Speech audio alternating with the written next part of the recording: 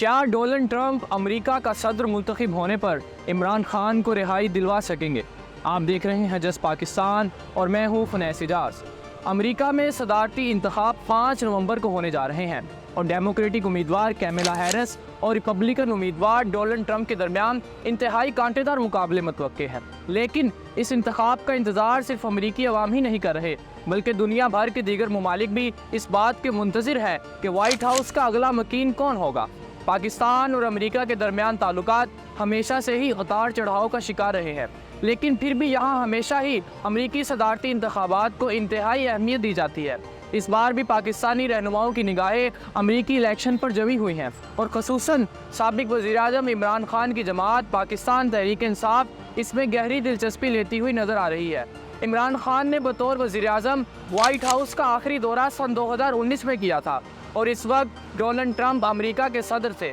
کیمروں کے سامنے دونوں رہنماؤں کی ملاقات انتہائی خوشگوار رہی تھی، لیکن اس ملاقات کے دوران اس وقت کے امریکی صدر ڈونلڈ ٹرمپ نے صحافیوں کے سامنے عمران خان کو میرے اچھے دوست کہہ کر بھی مخاطب کیا تھا۔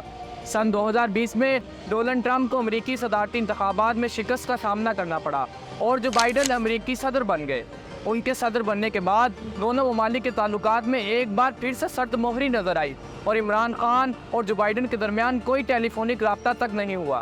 پھر سن 2022 میں عمران خان کو تحریک عدم اعتماد کے نتیجے میں وزیراعظم ہاؤس کو چھوڑنا پڑا اور انہوں نے الزام عائد کیا کہ ان کی حکومت گرانے کے پیچھے امریکہ کا ہاتھ تھا، لیکن بعد میں ان کے بیانات میں تبدیلی اس وقت نظر آئی جب انہوں نے اس وقت کے فوجی سربراہ جنرل قمر جاوید باجوہ کو حکومت گرانے کے لیے مورد الزام ٹھہرایا۔ عمران خان کی جماعت کے چند رہنماؤں کا خیال ہے کہ اگر ڈونلڈ ٹرمپ ایک بار پھر امریکہ کے صدر منتخب ہو جاتے ہیں تو وہ اپنے اچھے دوست یعنی عمران خان کو رہائی دلوا سکیں گے۔ ایسا پہلی بار نہیں ہو رہا کہ عمران خان کو درپیش قانونی مشکلات کا ذکر امریکہ میں ہوا ہو، بلکہ اس سے قبل متعدد بار امریکی سینیٹرز اور کانگریس ان کی جیل سے رہائی کے لیے آواز اٹھا چکے ہیں۔ حال ہی میں اکتوبر کے آخری ہفتے میں ڈیموکریٹک پارٹی کے 60 سے زائد اراکین نے اپنے موجودہ صدر یعنی جو بائیڈن کو خط لکھ کر کہا تھا کہ امریکہ پاکستان پر اپنا اثر و رسوخ استعمال کرتے ہوئے سیاسی قیدیوں بشمول عمران خان کو رہائی دلوانے کے لیے